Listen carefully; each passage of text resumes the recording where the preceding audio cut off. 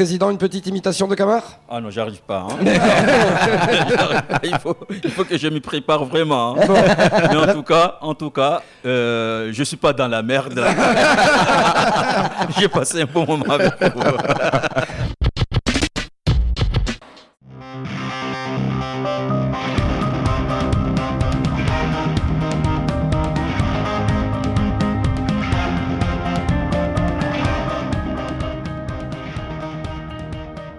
Bonjour à toutes et à tous et bienvenue dans ce temps de parole. Oui, un temps de parole consacré au groupe Sodifram. Vous le savez, une partie du personnel est en grève depuis vendredi. Le personnel a cassé le jeûne à 3 reprises sur place pour éviter que les camions de livraison puissent sortir. On a avec nous Vincent Liétard, le secrétaire général du groupe Sodifram. Vincent, bonjour. Bonjour, Patrick. Merci d'avoir accepté notre invitation. Pas facile de s'exprimer en ces temps un peu compliqué. C'est quoi le véritable problème aujourd'hui à la Sodifram? Pourquoi ces agents sont en grève? Alors, je pense qu'il y a un problème de fond avant de parler de problème particulier qui est lié à un licenciement, tout simplement. Enfin, tout simplement, c'est un événement assez grave en soi.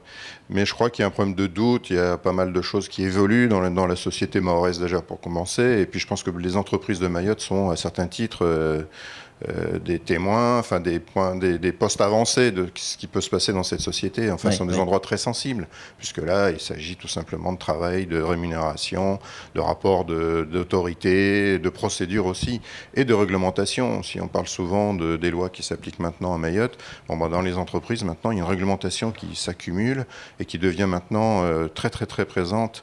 Au point qu'on met en place des dispositifs qui permettent de les respecter au jour le jour. Donc vous avez été contrôlé à plusieurs reprises entre DGCCRF, entre autres. On a été contrôlé, en moins d'un an, on a été contrôlé par la direction du travail, effectivement, et de la concurrence, la DIECT, on va dire ça comme ça. On a été contrôlé aussi fiscalement, on a été contrôlé par les douanes. Oui, c'est ça, exactement, récemment. Les contrôles sont permanents. Ils sont normaux, évidemment. C'est énormément d'énergie, mais ils sont normaux. Et on a mis en place, donc, par exemple, pour l'hygiène et la qualité des produits, on a aujourd'hui une ingénieure, pour être plus précis, qui s'occupe de ces procédures en permanence. Donc c'est un dispositif qui n'était pas connu il y a 2-3 ans, même si les gestes et la compétence professionnelle d'un distributeur, qu'il soit Sodifram ou les autres, c'est d'abord le premier vrai geste. On ne peut pas que répondre à la réglementation, il faut être d'abord professionnel. Mais à ce niveau-là, aujourd'hui, c'est effectivement quelque chose qui est peut-être mal compris encore par des membres du personnel, des agents de maîtrise. Alors ça, c'est sur le fond. Mais sur la forme, qu'est-ce qui est reproché à ce salarié qui aujourd'hui est licencié? Ce salarié, il a accumulé en quelques mois et même en quelques années un certain nombre de fautes professionnelles. Qui lui ont été notifiées? Qui lui ont été notifiées normalement. Il y a eu des courriers, il y a eu une mise à pied, il y a eu des avertissements.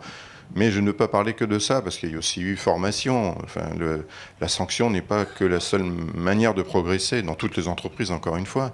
Et il y a aussi eu donc des formations. Je parlais tout à l'heure de l'ingénieur qualité. Cet ingénieur qualité, il ne fait pas que des audits dans les magasins, il forme aussi toute personne, parce que tout est important à ce niveau-là, dans une filière comme celle-là, c'est-à-dire celle des produits frais, où on met en jeu une réglementation, un geste professionnel, mais aussi, surtout, à la fin, la santé des clients. Donc, Vincent, qu'est-ce qui est reproché à ce salarié?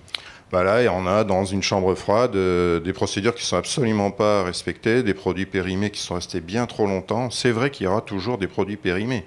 Aujourd'hui, une viande ou un produit frais qui n'est pas vendu, il arrive à sa date de péremption et le lendemain, il est donc périmé, déclaré comme tel. Il faut juste l'identifier, le mettre dans un site particulier dans la chambre froide et en quelques jours, le renvoyer vers les entrepôts qui procéderont à sa destruction si besoin. En tout cas, ça n'a pas été fait? Là, ça a traîné, beaucoup traîné. C'est-à-dire que le risque qui encourait, c'était de revoir ce produit par erreur, par manipulation. Ça va très vite. Il faut charger, décharger, aménager les congélateurs ou les bacs pour les clients. Et il aurait très bien pu se passer qu'un des produits périmés revienne en magasin.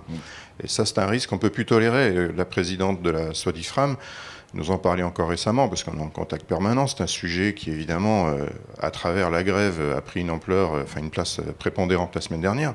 Mais aujourd'hui, les responsabilités sont telles que la présidente de la Sodifram, aujourd'hui, pourrait être amenée devant un tribunal pénal, quoi. Enfin, voilà. Ça serait normal. Ça serait normal, en tout cas, oui, ça serait la loi, oui. Ouais. C'est pas du tout souhaitable. Évidemment.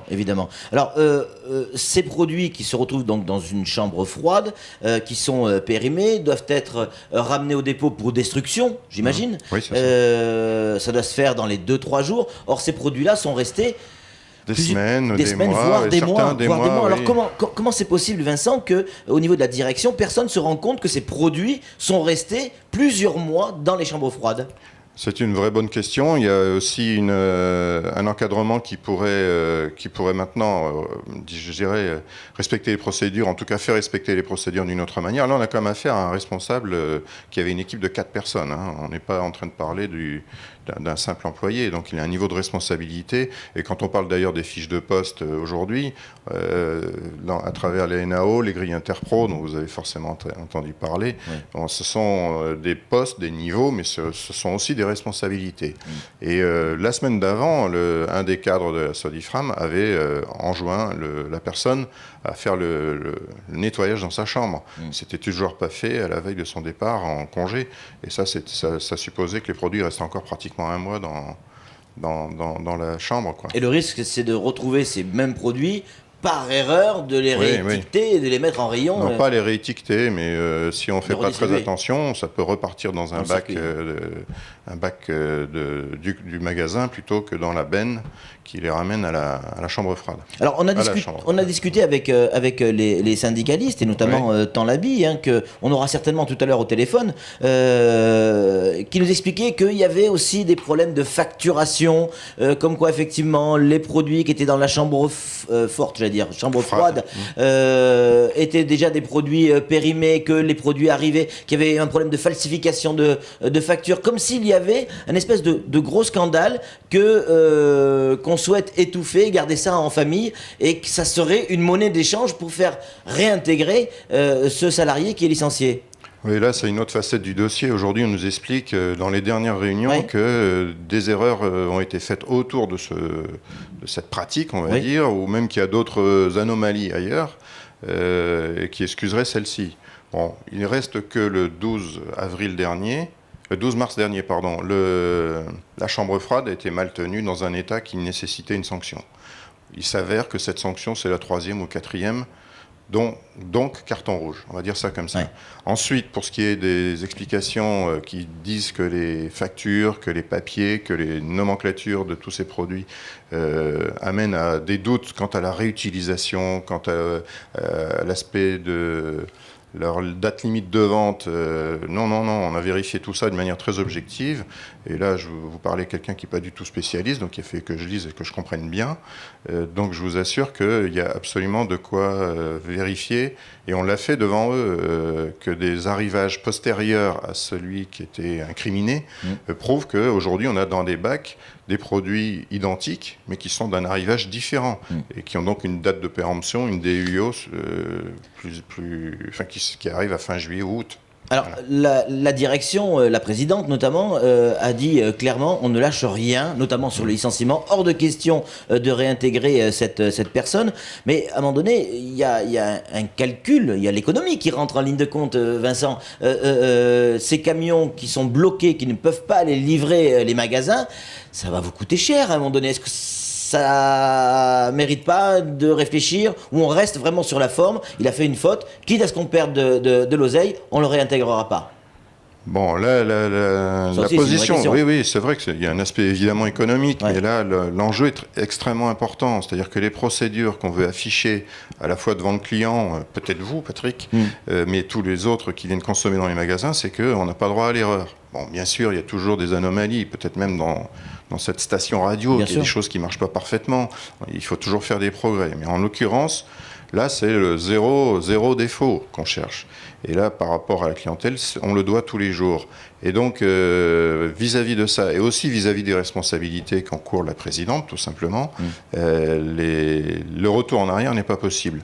On a bien saisi l'aspect économique de la chose, on n'est pas complètement sourd aussi à ce que disent les syndicalistes, ou plutôt les grévistes, quant à la question de la personne. On a proposé il y a quelques jours, j'allais dire, entre guillemets, d'arrondir les angles.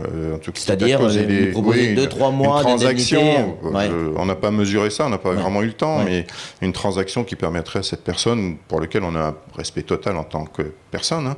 Il n'y a pas du tout d'état d'âme sur... Il ne peut pas être replacé ailleurs sur la moussada ou autre chose, arranger des boulons s'il n'est pas capable de ranger. Il y a un moment donné, vous savez, on a la Sodifram, d'abord, à la Sodifram, on considère qu'un licenciement, c'est un échec. Hein, autant pour nous, c'est vrai qu'on le subit d'une manière plus particulière quand on est directement intéressé. Mais un licenciement, c'est un échec. On recrute beaucoup plus qu'on ne licencie. On a recruté depuis cette fameuse grève vie chère, on a recruté plus de 50 personnes. D'abord, on a maintenu tous les emplois pendant la grève. Je ne sais pas si vous vous en rappelez. Oui. C'était pas un mince exercice. Et ensuite, on a recruté. Aujourd'hui, on est 570, c'est-à-dire à peu près 50 de plus qu'il y a un an, quoi. C'est peut-être une performance que je ne veux pas faire oublier par rapport à Mayotte, tout simplement. On procède à des licenciements. Il y a eu des recrutements de cadres récemment qui n'ont fait qu'un aller-retour dans les magasins, parce qu'eux aussi ont fait des erreurs. On a licencié il y a quelques mois donc un cadre qui a fait une erreur par rapport à la gestion de sa chambre froide. On a des cadres qui fonctionnent pas bien dans tel ou tel magasin, ou qui sont pas suffisamment à niveau, en compétences. On ne peut plus aujourd'hui, ça c'est aussi une évolution probablement de l'entreprise à Mayotte. On ne peut plus faire les choses qu'à moitié. Ce soir, à 17h, au tribunal de Mamoudzou, certains des grévistes, et notamment certains syndicalistes ou délégués du personnel, vont être présentés devant un juge. Vous n'avez pas peur de jeter un petit peu d'huile sur le feu, là ? Voilà, les choses ont été bien mesurées, effectivement. Bon, d'abord, c'est pas une action contre les personnes elles-mêmes, hein. C'est tout simplement, pour nous, un rappel à l'ordre sur la question de la grève.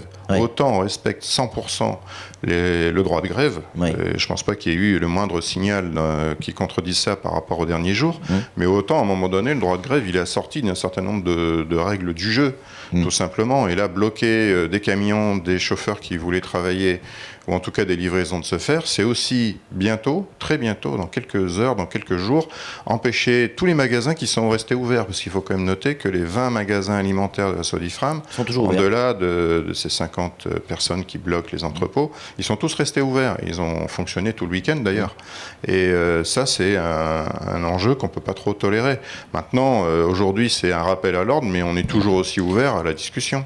Sam, pour conclure, une dernière question. Oui, rapidement. Je pense aux consommateurs, moi, dans ce cas, parce que c'est Ramadan, c'est le mois sacré de Ramadan. Tout le monde veut aller dans les magasins, et notamment les magasins de Sodifram. Il reste combien de temps avant qu'il y ait des ruptures de stock et qu'il y ait de vrais problèmes ? Là, à partir de ce matin, le chrono est en route, on va dire ça comme ça. On avait de quoi tenir à peu près correctement jusqu'à hier. Maintenant, il va rester des choses qui ne sont pas de première nécessité, en tout cas vis-à-vis du Ramadan, en tout cas des besoins liés au Ramadan. Mais à partir de ce matin, les choses vont être Le chrono va démarrer, comme je viens de le dire, et c'est pour ça que la décision, qui n'a rien d'une agression caractérisée, mais nous, là, maintenant, il faut qu'on fasse respecter un peu les règles du jeu, et c'est plutôt un coup de sifflet en disant, on est capable tout à fait de négocier, et d'ailleurs, on l'a dit 1000 fois, par rapport aux autres points, d'ailleurs, que vous avez signalé, Patrick, sur le sujet du préavis de grève, il y a plein de points qui peuvent être discutés. Il y a 6 ou 7 points, ils peuvent être très bien discutés en réunion de travail plutôt que mobiliser tous les entrepôts, ou en tout cas mobiliser toute l'entreprise au travers d'une problématique. C'est un petit chantage qu'on ne peut pas trop tolérer non plus trop longtemps. Je dirais, le dialogue social, certes, mais peut-être pas à tous les prix, quoi.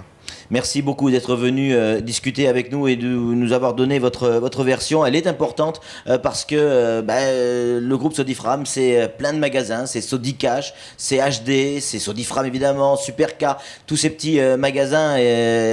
On va du plus grand au plus petit. Et évidemment, certains Douka également qui viennent s'approvisionner dans les magasins Sodifram qui, par voie de conséquence, eux aussi risquent d'être touchés par le manque de provisions.